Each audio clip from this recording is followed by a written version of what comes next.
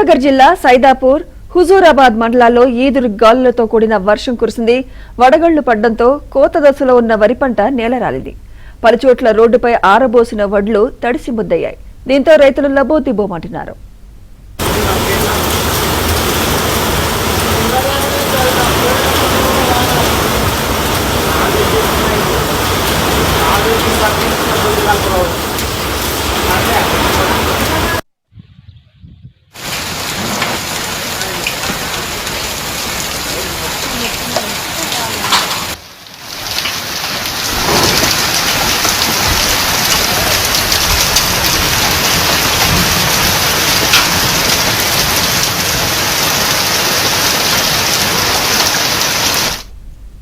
ఉమ్మడి వరంగల్ జిల్లాలో వాతావరణం ఒక్కసారిగా మారిపోయింది. పలుచోట్ల ఉరుములు మెరుపులతో కూడిన భారీ వడగళ్ల వాన కురిసింది. చాలా చోట్ల ధాన్యం, మిర్చి పంట తడిసిపోయింది.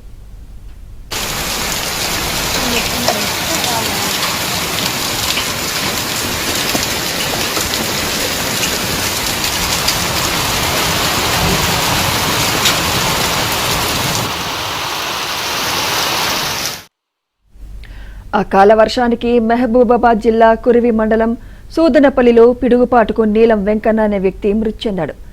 తాళపూసపల్లిలో 3 పశువులు మృతి చెందాయి.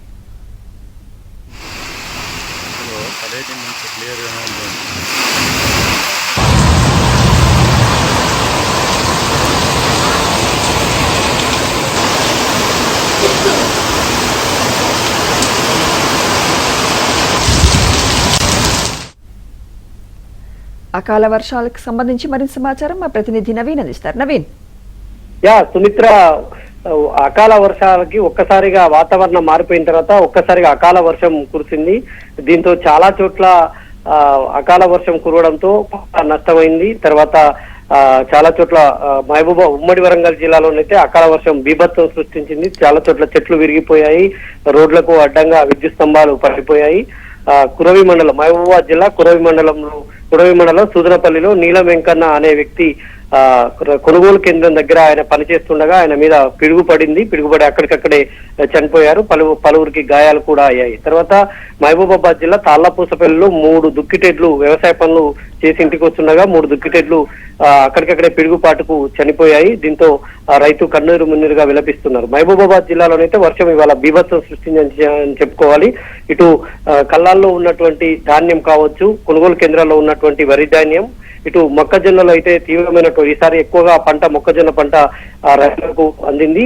దీంతో రైతులు రోడ్లపైన కావచ్చు, మార్కెట్ కు తీసుకొచ్చినటువంటి క్రమంలో మొత్తం కూడా మొక్కజొన్న పంట అంతా నీటిపాలైపోయింది. ఇటు మహబూబాబాద్ కే సముద్రం మార్కెట్ కు తీసుకొచ్చినటువంటి వరి ధాన్యం కూడా మొత్తం కూడా నీటిపాలైనటువంటి పరిస్థితి. ఇక ఇటువైపు ములుగు, వాజేడు, వెంకటాపురం మండలాల్లో కూడా వర్షం బీభత్సం సృష్టించింది. గోదావరి తీర ప్రాంతంలో మిర్చి పంటను ఆరవేసుకున్నటువంటి రైతులైతే పూర్తి స్థాయిలో నష్టపోయారు. మిర్చి పంట అంతా కూడా తడిసిపోయినటువంటి పరిస్థితి. ఇక కొనుగోలు కేంద్రాలు ఇంకా పూర్తి స్థాయిలో ప్రారంభం కాలేదు. ఉమ్మడి వరంగల్ జిల్లాలో కొనుగోలు కేంద్రాలు ప్రారంభం కాకపోవడంతో కొనుగోలు కేంద్రాల్లో ధాన్యాన్ని నిల్వ ఉంచారు రైతులు.